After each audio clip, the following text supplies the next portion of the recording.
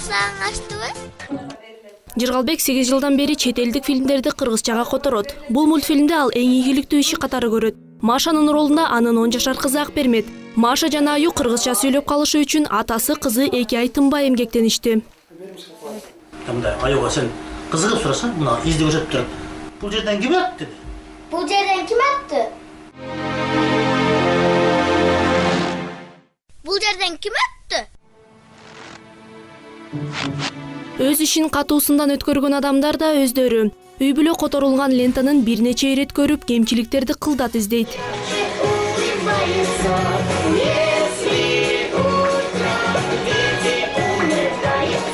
Кээде ыйлаган күндөрү болду, уйкум келди, жатам дейт.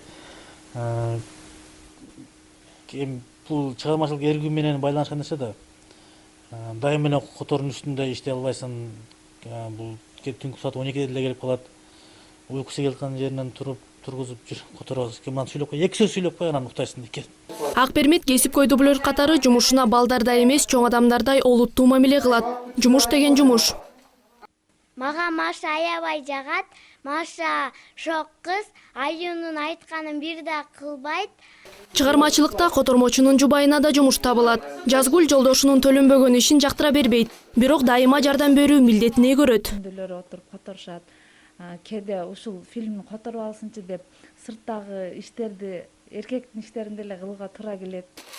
8 жыл ичинде Жыргалбек 50дөн ашын көркөм, даректүү жана мультипликациялык лентаны которду. Анын жардамы менен Джет Ли жана Джеки Чан аттуу жылдыздар биринчи жолу кыргызча сүйлөй баштады. Тяньзиндин чемпиону болушум керек.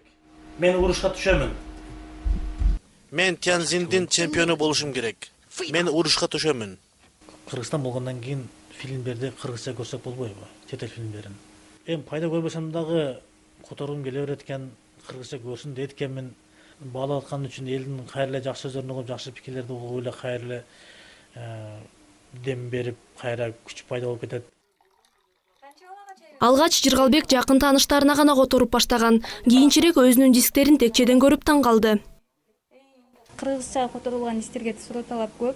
Бизде аз болгондуктан адамдар көбүнчө издешет бул дистерди.